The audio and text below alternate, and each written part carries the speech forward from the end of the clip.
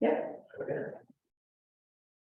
I'd like to call to order the July 12th, 2023 meeting of the Delaware Village Planning Commission. Roll call, please. Commissioner Krieger, absent. Commissioner Wood, absent. Commissioner Jack Shaw, Present. Commissioner Getzelt. Here. Commissioner Amati. Present. Chair Hayworth. Here. And I'd like to lead us in pledge of allegiance. I pledge allegiance to the flag of the United States of America and to the republic for which stands one nation under God, indivisible, with liberty and justice for all. Amen. Thank you. Consent agenda. We can have a chance to look at that. Questions, comments? Meeting minutes.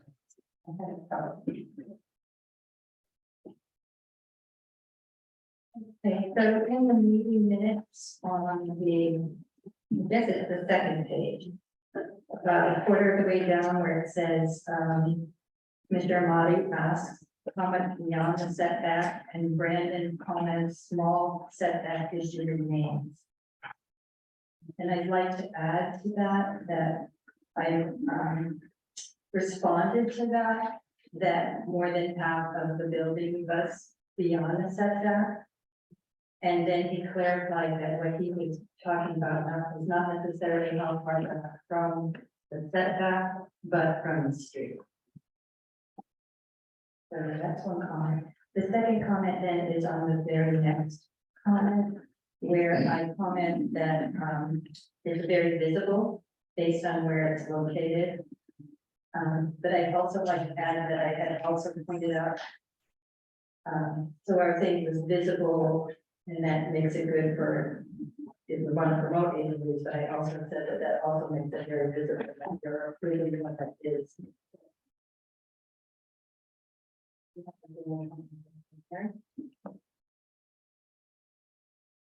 Oh, I'm sorry. No. So, clerk responds to approve a variance. The applicant must meet all three findings.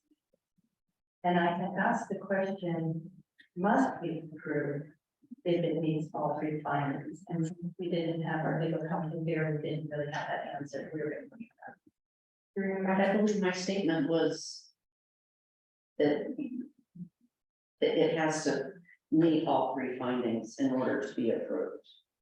True, but my question is sort of the reverse of that. Must we approve if it meets the findings? So that's what I think we had to check. And again, these are action minutes. They're not verbatim. Okay. Yeah. So I just still had a question. Okay. Okay. Why would we have to? I but the way that it was stated, it made me wonder. So I just wanted to have that clarified. That was all. I have one thing, I asked about, middle of the page, the first page, about Forte. He said he was aware and welcome the trail, and he would not, I believe he said something to the effect that it would not adversely impact.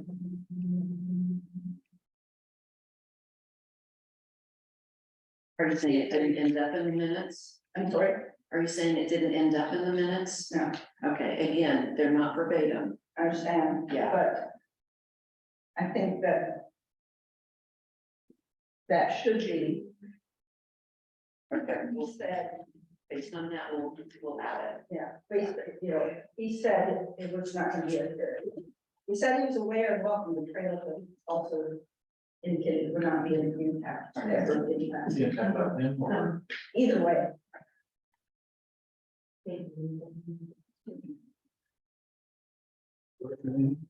No, I'm going to move it with that, proposed addition. There be public comment. Oh, sorry. Okay, see. Okay, well, so there's no vote requirement. Okay. Okay, old business, Yeah. we good, okay, okay, move, I second. all in favor? Okay, opposed? Okay. Okay, new business, Don't Great. report.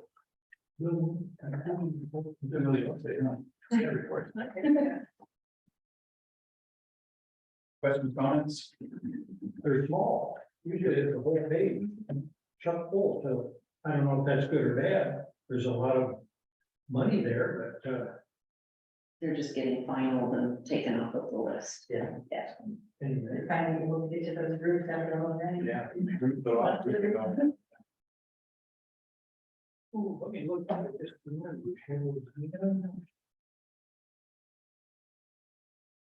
The house just down the street from me, they're putting a new roof on. Did you? 1118. Hmm? 1118 was. Yeah, okay.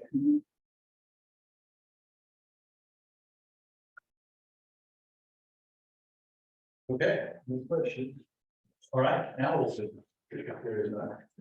And on to new business. We're going to receive an update on the housing element, including comments received during the public review, the draft housing element of the sixth cycle. And we will turn this over to Lisa.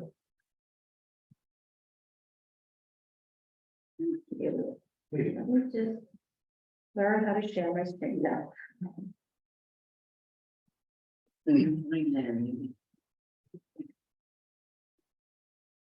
Okay, got it.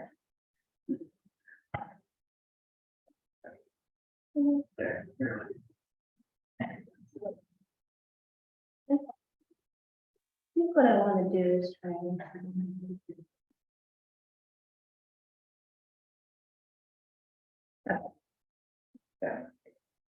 Thank you. My name is Denise Duffy, your planning consultant for the housing element, and this is one of our updates to the planning commission regarding the housing element sixth cycle and part of fifth cycle as well. So today we're just simply going to go through a little bit of the staff report. I wanted to let you know that there is a staff report to the planning commissioners as a status report. And also, we also have in the package the comments that we received from the public on the housing element. So I'll just go to it. We're going to talk a little bit about our progress. Using the microphone. I need one more hand. Okay. Let me know if this is adequate. Can you hear me?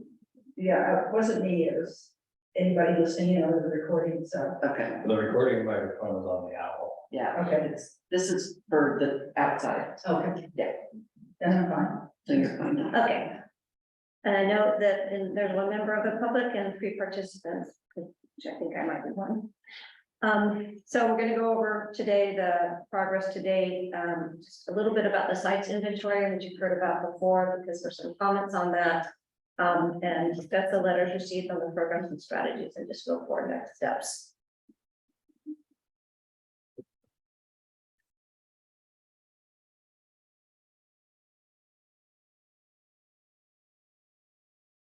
Oh, I see.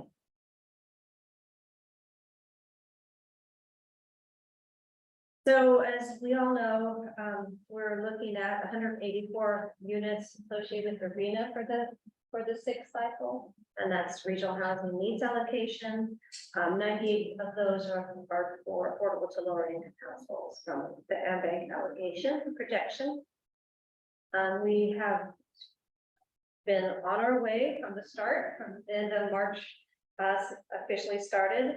Preparing a community profile, completed that, housing needs and resources, assessment of what really needs to happen, a list of the housing sites, our constraints, review of the last housing element, and our very important furthering fair housing analysis, which is in the appendix of the document, and our goals and objectives of programs, and then of course, most importantly, community engagement.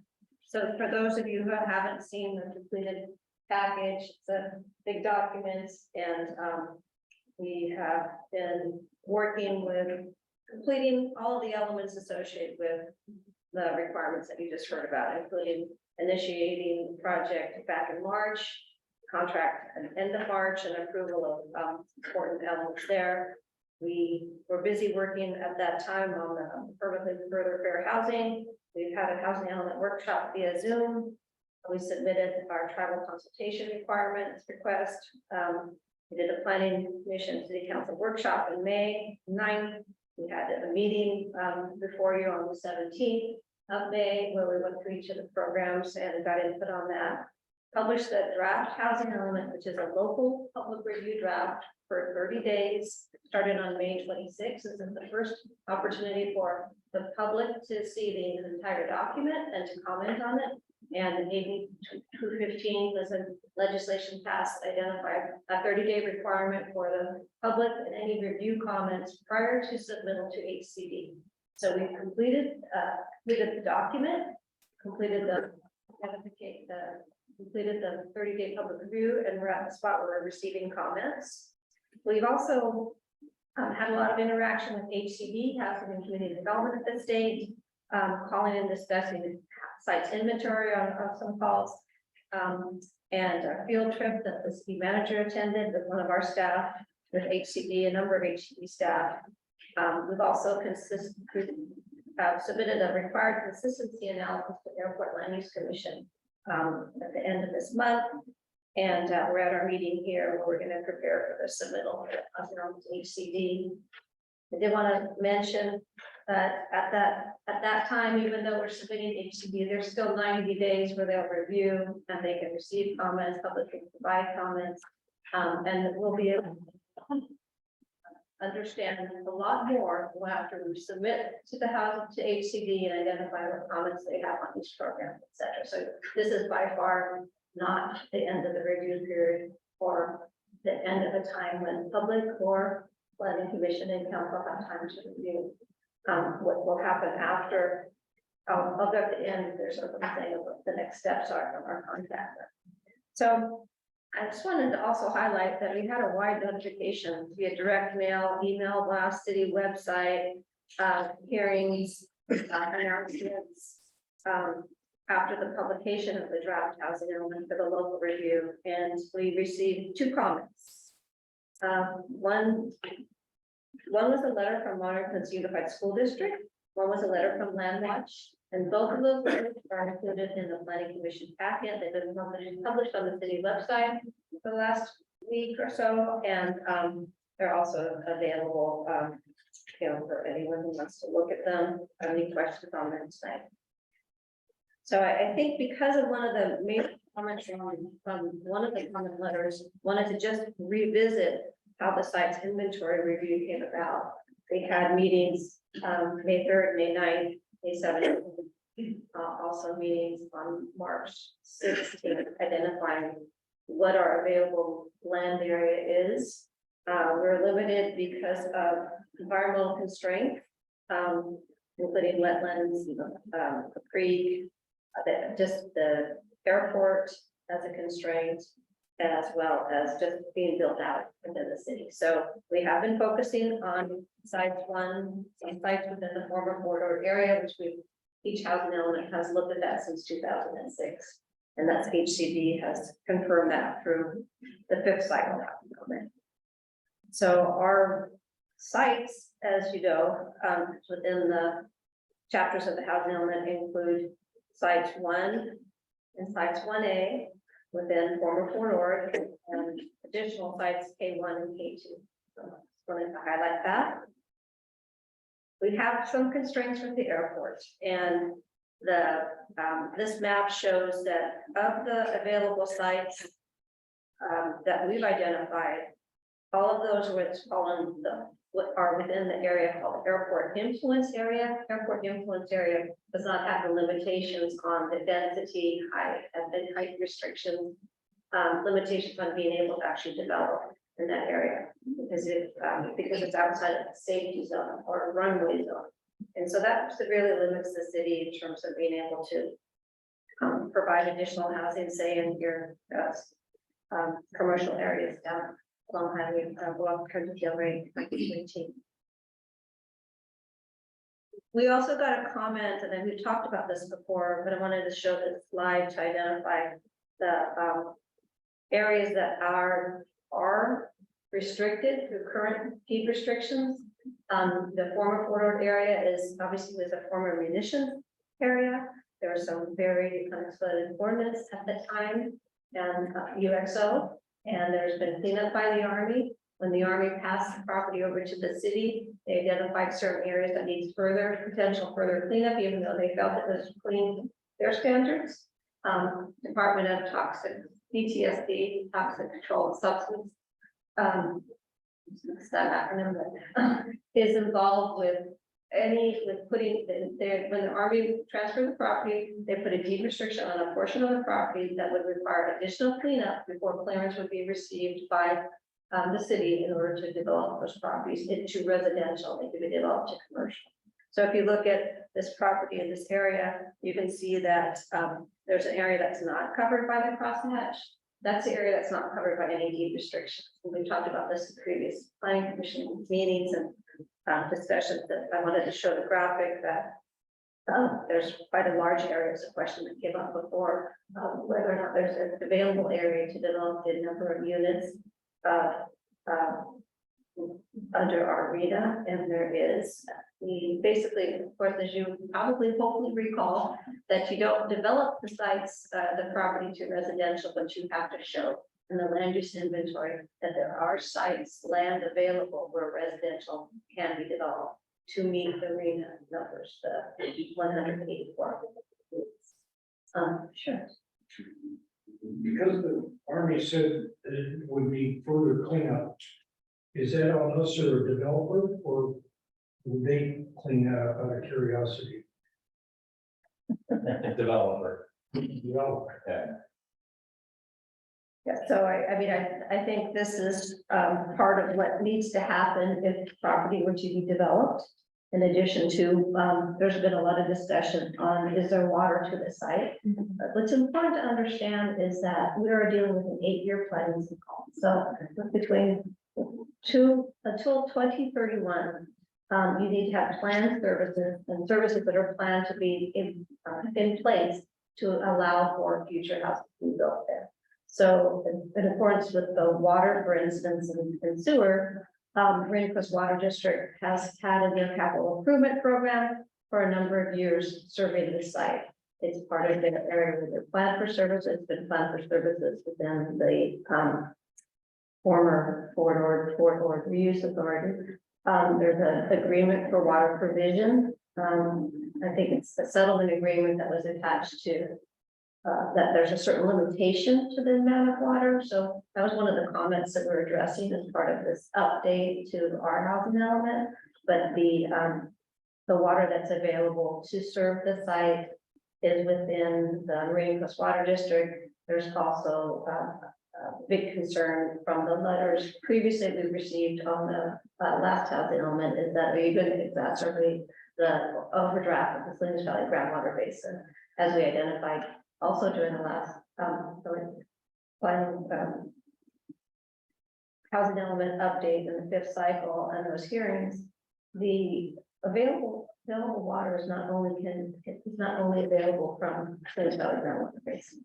Water can also be provided by Pure Water Monterey or from another source. And so there's other waters available. And so I think that that's the question of whether or not there's water available to be able to assign an area for affordable housing to meet our needs is one that we're trying to address in the housing element. We don't have to have all the answers, but we have to understand that there's water planned for the area and it's likely to be served. I think the word that was used in the comment letter was these sites are infeasible. And I think that we've shown in the past, with all the history of this project, that there is a feasible development available for this area to be able to assign it the 184 units of available land for this housing cycle. So I think I got into a lot of detail about that, but that's one letter that was received from Land Watch, and it's been a consistent theme. Wanted to identify. What do we expect HCD to say about the various comments on what? Well, I think that we've been through enough meetings with HCD over the last 3 to 4 years that they understand the water situation in Monterey Peninsula. In particular, they understand that there's a cease and desist order associated with the Monterey Peninsula Water Management District. The property of former forward in both Monterey Peninsula Water Management District as well as Rain Coast Water District. So there are so I think we've identified that, but they'll look at each of the sections of the housing element and identify if they have additional concerns. They've looked at the fifth cycle, where we discussed it, and did not have any major changes. So I did want to just see if there's any questions about the housing elements letters, but also wanted to identify that there are some specific requests within the letters for additional policies, programs, or revisions, and how we're trying to address them.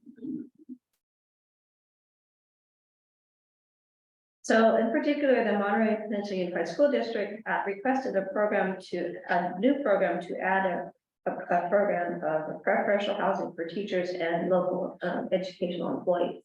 So I know that was in your packet, and it's one of the programs that we're considering adding, and we're interested if there's any questions or comments about that. It essentially states that if you have, there's a learning institute that there's a new law that's going to be in place, AB 2995, that is cited in the letter. And essentially, there would be available to have housing at these sites for employees without having to go through the permit process. So it would be an opportunity for, if the school district owns property within the jurisdiction, then they would be able to provide affordable housing with objective design standards, and assuming that there's no environmental constraints, because that wouldn't work, or hazmat, things like that. They'd be able to provide housing, affordable housing on the site. Denise, Yeah. so the school district owns the property off of 218 to the east, southeast of the 17 acres.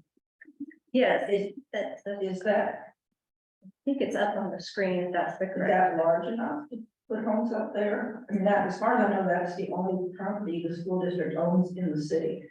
And I don't know. Yes, that's as far as our understanding is as well, and it would be, it's almost 10 acres total. It's what's considered a non-vacant site under housing element with evaluation of whether look at sites and feasibility. So we are looking at that. We have contacted the district and asked them to identify if they had any other properties. You know, it would be an opportunity, particularly if they have their own water allocation of water within the next 8 years. And it would have, you know, it has to have a certain amount of density to it. So yes, there would be available. It has to also be considered it's located in an infill site. So we have to make sure that does meet those requirements. So, if we look at that down the road, it would probably require a zoning overlay. Well, I think it would be one of those that would be considered by right Okay. for that parcel. And we, like our other parcels in the land use inventory and chapter 3 and then appendix C of this document, we're doing more of an in-depth analysis to see do they have the services, the requirements to meet the criteria for available sites. That the services are they planned for within the next 8 years. And I think it's really philosophically too. I know that we've heard before from previous council and members here that the housing for teachers is something that Del Oaks comments have been made before about something that employees of PDP is something that's desirable. So I'm interested to hear if that is something that. I am hearing that there is a lot of opposition to this particular proposal from the school district.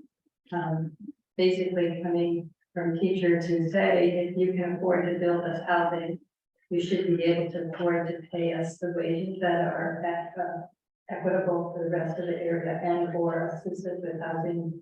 To, loans or vouchers or whatever. So I know it's very controversial within the teachers and the school district. So I don't know if that really has any bearing on what we would do here, but it may just never happen. I don't have any comment on that. It's not really specific to the site itself. Right. And, I think we're more interested in to understand your comments on the site and the approach. It is going to be a law. In effect, it's already been approved, so it goes fully into effect in January 2024, 2025, I can't remember. And you would have to have a minimum of 10 units. Deed restriction would be imposed. 100% of the units must be rented to the employees of the lead agency or the local education agency. They can't have a greater height than what is allowed. Built at the maximum height, so it has to be built at the maximum height under your existing code, which is 35 feet for. It's adjacent to a property that permits residential uses of principally permitted use. I'm not sure we have all of those requirements. So again, I have to look into this further, but I think it's an important one to at least consider. And they only have a comment based on their submittal with that there as part of the design review that as long as it meets the objective design review standards, that it would be approved. I don't believe we have any objective design standards. Well, that brings us to our next comment and slide on our suggested revisions to programs in the housing element. And there are a number of other comments related to by Landwatch about, well, we think you should do this or this or this on terms of the program. So we're looking at that, and we're gonna, as required under, consider each of the comments and determine, as we're doing this right now, we're looking at adding some programs. And the two programs that we're looking at specifically, one is So before we move on to the land use, did we get consensus on that program for the school district? So what kind of consensus are we looking for? Just generally, that you generally support it as sorry, John Burton, city manager, for those watching. So as Denise said, this is going to be state law in January, so this program is really just putting our housing element in future state law that's already passed. So it's going to happen, whether it's in our housing element or not. This is just a statement that we're going to work with the school district on this. To your question, any issues with this parcel would have to come forward to us in the form of a project. This is not a project, it's just a recommendation for a program in our element. And then considerations of whether or not the project works. There's other things that'll have to come in, like Caltrans will have to weigh in on if we're adding housing, what access requirements are necessary in, in addition to what they currently have for the bus parking. Intensification of use, and so you're adding more vehicle miles, that kind of stuff. So there's a lot of considerations, and you're right, we don't have objective design standards yet. That's something that we will have in the not too distant future. So before they come to us with the project, hopefully we would have those in place. And just generally speaking, as the planning commission support conclusion of this program.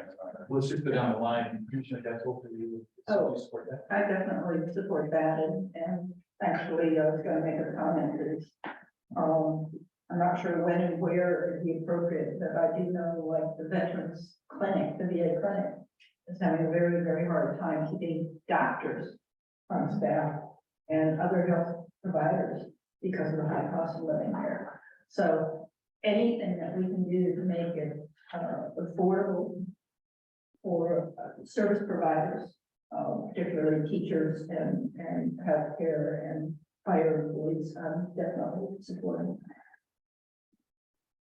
Yes, my question is the law going to be specific to education agencies, or if it's related to employee housing for employers? School district, I think. Is it specific? Yes, the specific to approved and signed into law on September 28, 2022.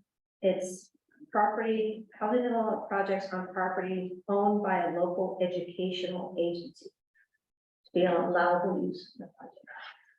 Subject to certain criteria and provisions. Aimed at providing much needed housing for teachers and other employees of the LEA, which is the local educational agency or the school district in this case. It actually becomes effective January 1st, 2024.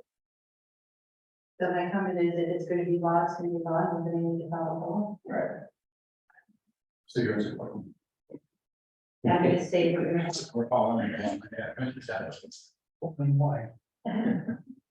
Commissioner Chapman. I'm good. I support it and any of the political stuff that goes on with teachers and school districts. I have one more question. Is it to school districts or would it also apply to, I don't think we have any property that's owned by NPC or the university, but, does it also apply to them or is it only local school districts? It is what they call local educational agency, so it has to be local. So NPC would be local, probably, I think it would be, but not the university. and I think there is a time limit that that they would have to have the site in place and owned, so you, I don't, there's something in there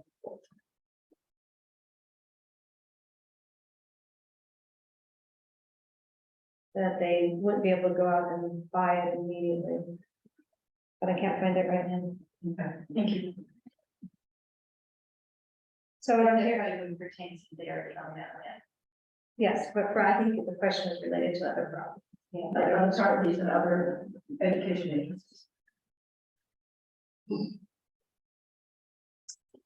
Okay, well, I think that that's very helpful. Thank you. Thank you, City Manager. I wanted to also identify that we thought that there are two programs. We'll start with the bottom program here on the screen, a new program to develop objective design and development standards. As all of these, laws are coming into place, it's very important that the city develop their own objective design standards as required, as needed in order to be able to have the standards that you can place on companies and development that's coming in. So like, once you have a program and a policy, then you're going to be, evaluated that you're going to be meeting that program. So I think that's one program that we're adding.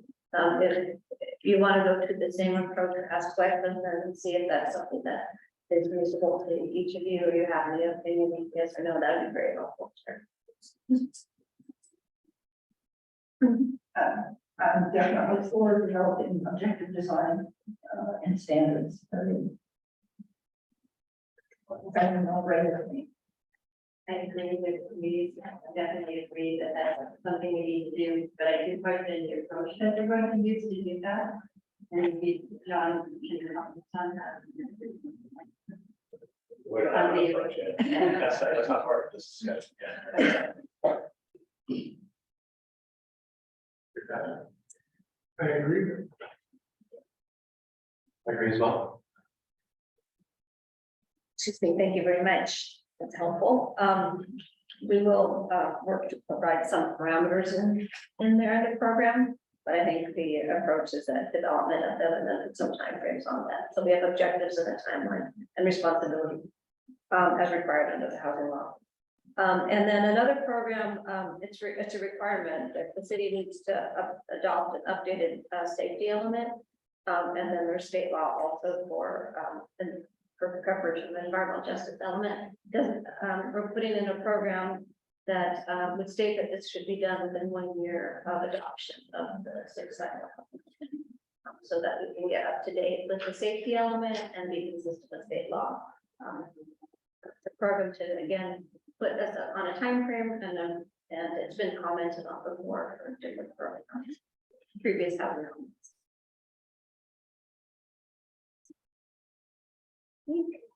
I wanted to also Oh, I'm sorry. There's also, we also wanted to identify the comments that were made by Landwatch. Some of them identified. Can you get more specific about inclusionary housing? Is this worthwhile? Comment about ADUs, putting in some more specific parameters. So we were looking at that and we're making some changes. In particular, we would look to get some input. There's been a number of comments in the past when we talk about adoption of an inclusionary housing ordinance as to whether or not we want to do that. We talked about, there's a discussion about what percentage, and we took that out because of the comments from the last planning commission hearing on May 17th. And also in talking to city manager, we added in our program currently, either adopt a housing element inclusion, affordable housing, inclusionary housing ordinance, or use a development agreement to promote and ensure that, affordable housing gets created. So we put that parameter in. The comment that was made was, you should really be understanding as to whether or not an inclusionary housing ordinance would effectively be able to add more housing, affordable housing into your jurisdiction. So we're amending the inclusionary housing ordinance program to basically say, study it to see whether or not could be effective and look into it, and still maintaining the program that talks about, or use a development agreement, because that's also a good hammer for development to ensure. So that's one change that we're suggesting that we're making. We're also adding more monitoring actions on a couple of the policies, like the ADU policy, that's requirement. And then there were some other, we're really looking at some of the other comments, and we're interested if you have any comments to add, programs. The overall comment that was made is that we need to provide more areas outside of the former corridor. We talked about that already. If adding, we have adequate sites within our existing site inventory, and we met with HCD. We went through the entirety of why these sites were chosen. We went through the programs with them about the sites. This HCD also came out and looked at the sites with city manager Gerton and one of my staff, and they seem to be basically affirming that these are adequate to meet the RENA and the jurisdiction of the city of Del Rose. Of course, we'll have more comments on the documents they get. So I wanted to, if there's any comments on that, please, I'll close with a little bit of where we're going here, and then we can open up for more questions. Our last slide. So where we are now, this is actually the schedule from our scope of work. Which added the specific dates of the different hearings that we've been to. And we are now at the spot, we've finished our 30-day review. We've had different meetings. We are planning on providing it's very important to get to the document up to the state HCD to start that 90-day review. There's no requirement for us to come before you today to get blessing on any of this. We could make changes within 10 days after the close of the public hearing, and that was our only requirement. Consider the comments and then submit. We could do it more than in a shorter period of time than 10 days in accordance with AB 2015. But so we are moving forward with doing that. And that is going to take us through middle of July or later, depending upon when we're able to finally get this in next week. And we'll then be working with them throughout this process, even during the 90-day review, try and get as many comments as we can and engage with them. They've been very helpful, and we will continue to do that.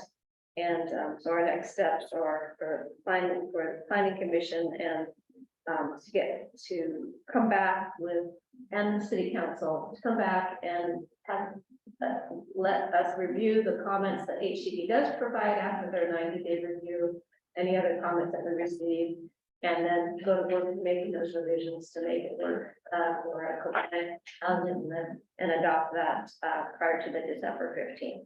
We did find out, by the way, that if we have a requirement for a rezone, we don't have to have a rezoning concurrent with the adoption or beforehand, we can do that subsequently for the, which gives us a little bit of time. I think that's good. And with that, open up to any questions. Commissioner Lyon, further questions? I think I have.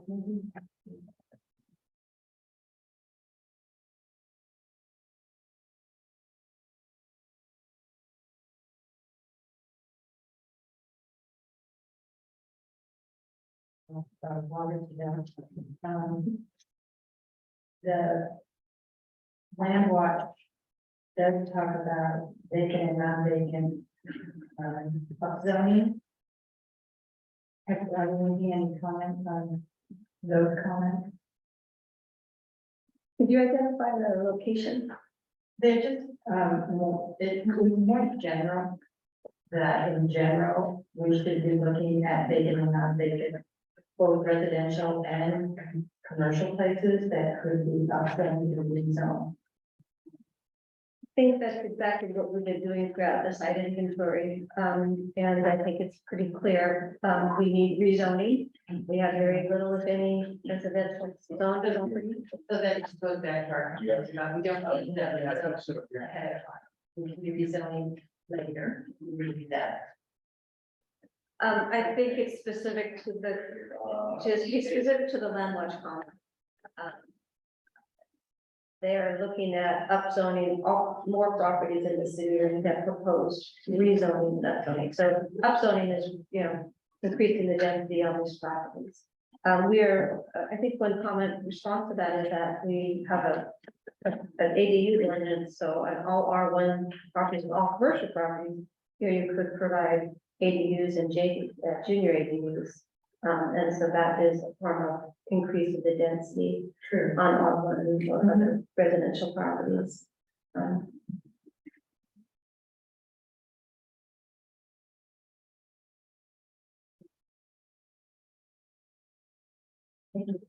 Commissioner Jackson, further? I have no comment. Thank you. Well, is there any public comment?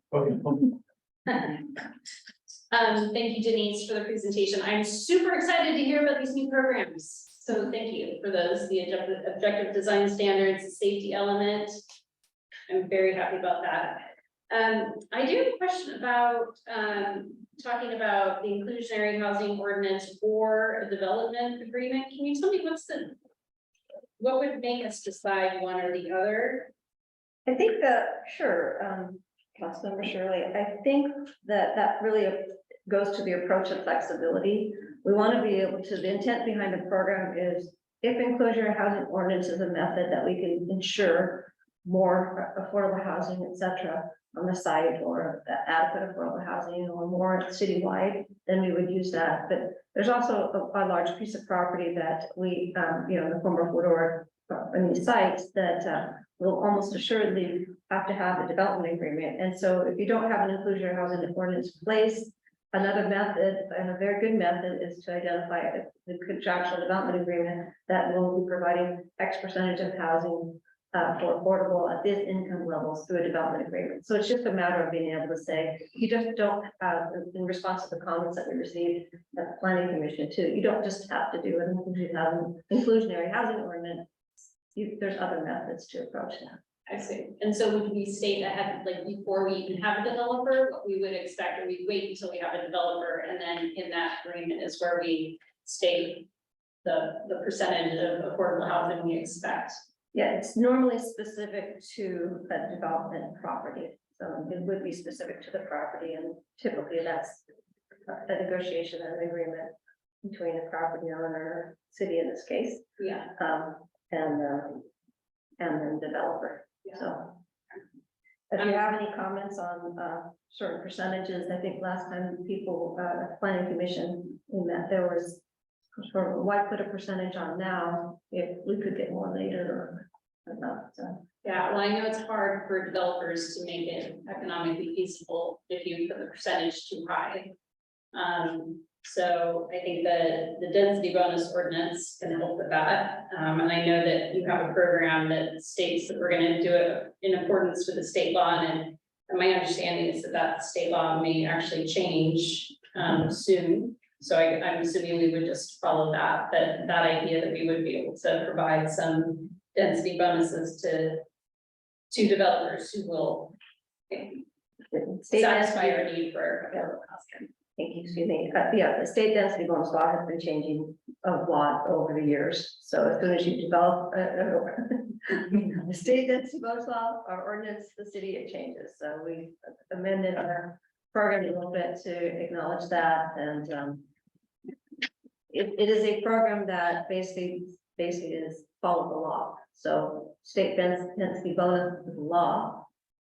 We don't have an ordinance at the city, but if we were to get the developer in here tomorrow, we would be that approach to density bonus, we would be identifying, we would be following the law for the state, for density bonus. We just put a little bit more parameters of information in the program. When we updated it in response to the comment. So because we would give them the density bonus, so they're affordable. So for example, if they're gonna build 100 units, and we say 20% of that we want to be affordable housing, their density bonus would be then assigned to them outside of those 20 units. So not so based off sort of the base unit as opposed to the entire unit. Like those specifics, is that, I'm sorry, I'm not sure I caught that question. well, this is the suggestion in ensuring affordable housing requirements apply to base total units in the project proposal, not the total units after application of density bonuses. So in other words, you would give them their density bonus kind of on top of what they already plan to build, as opposed to, you know, if they're gonna build 100 units and 20 of those are gonna be affordable housing. And then maybe we give them an additional 20 units that they can build Yeah, we would, to make it financially feasible for them.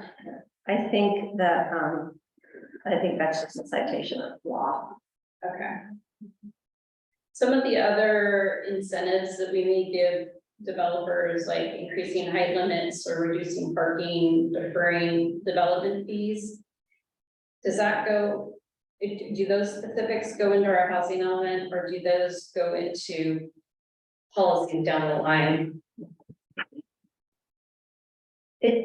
There's various incentives depending upon which program you're talking about. So for instance, there's an incentive program for trying to promote more ADUs. That would be one incentive. There's also under density bonus law, there are incentives, and there's a requirement that in addition to the density bonus that you're giving a developer, there's like a set of incentives you can provide. So we don't really identify them now, they're in the law, Okay, if that answers your question. so those will come later when we have the policy based off the law. Well, we'll follow the state law, related to that. I don't know, John, if you have any other responses to that. And then, just again, my last comment, which I mentioned to you earlier, Denise, is that I'd really like to see, permits based off square footage as opposed to units. Just, I think, you know, someone who's gonna build a 4,000 square foot house or a 1,000 square foot house, I think a person who's building a 1,000 square foot house should have fewer permit fees than someone who's building something really large. And so I'd like to see an emphasis on permits based off square footage. So I'm thankful that you've identified what you mean by that a little bit more. But I think we also need to identify what permit you're talking about, because a building permit Based on valuation. is based on valuation. Planning permit based on number of units. And so I really tried to research where that might have come into play and would where square footage fee based would make a difference in terms of providing additional affordable housing. I would consider that maybe looking at as an incentive. But if you can find something out about it and send it to me through John, if there's a program or something. I know you had looked at that before, Yeah, and we just couldn't find something that was correlated to the housing element program. okay, Yeah, examples of other places that do that? I will look that up, Okay, that'd be great. yeah.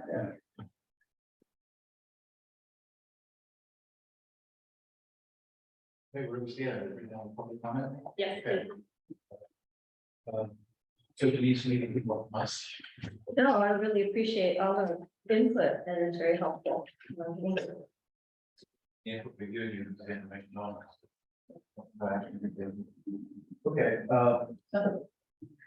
I just wanted to comment that I agree that having, facing our fee structure, however we can, to encourage the smaller volume. And, you know, whether that's, it's probably gonna be a combination of bonuses and fee structure and developer, development fees for the developer as far as, you know, the funds that we will need to improve our infrastructure and provide additional city hall and fire and police protection and things like that. But I definitely agree that we need to encourage more affordable, smaller. And I think we do have one program in there that talks about cottage housing, tiny homes, sort of an approach. So, you know, looking at both of the comments, perhaps there's something that we can add in there that talks about the encouragement of smaller units to encourage, reducing fee structures to encourage smaller units. Based on either square footage or another method that would be an incentive for building smaller units, so it would be more affordable to the community. Because I know when I was on AMBED, and you're AMBED. Not, I gave that to John Dewey. Okay. But, you know, one of the things that in AMBED's, in the arena numbers, when they were looking at and trying to figure out what they needed, a lot of numbers have changed from the previous AMBED arena numbers, obviously more, but the size of the homes had actually gotten smaller because our families, a lot of them are single. And, you know, or couples without children or who don't need, can't afford, they're just out of college, first jobs. And people like me, seniors, who, and empty nesters, who want a smaller home. So the need for a smaller two-bedroom with a den versus a 5-bedroom, 6-bath house with a 6-car garage. That's going to be what, at least from what I recall from the arena, seems to be the direction we need to go. Thank you for that comment. I'm writing that down from both. And I was going to comment that because of the aging population and the demographics of Delray Oaks, it's really important in our, we have aging housing and we have aging population. So as new housing comes on board, to use that opportunity, to be able to accommodate the population of smaller homes, senior population. So, thank you. Okay, with that, we'll go to announcements. Planning Commission.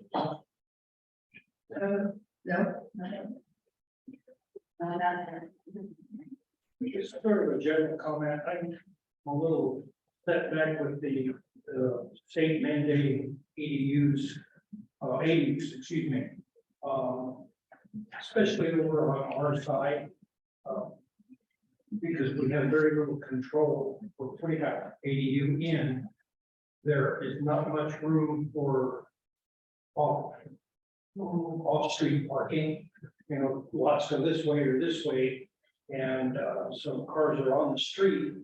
And when we get ADUs in there, it's going to be another car, for a husband and wife, or maybe two. I know on Palm and Rosita, it's basically one-way traffic unless you pull over someplace to let somebody go through. Which I guess is okay, but in a, family-friendly neighborhood, that's not very family-friendly. There's a lot of people walking. The other side, the north side, pretty good sized streets and a lot of people park on, are able to park on their driveway. Here, they can't. That's unfortunate. We have no control over that, or very little control, because to me, it's a major safety issue with kids playing around. There's not much places to play, but anyway, on a lighter note, our, the 29th is the citywide garage sale. Will be well advertised, so banner should go up this weekend. That's it. Thank you. Thanks for doing that for us. Yeah, it's always a big win day. Hopefully we'll put on another 70 garage sale or more. Are you gonna use permit for that?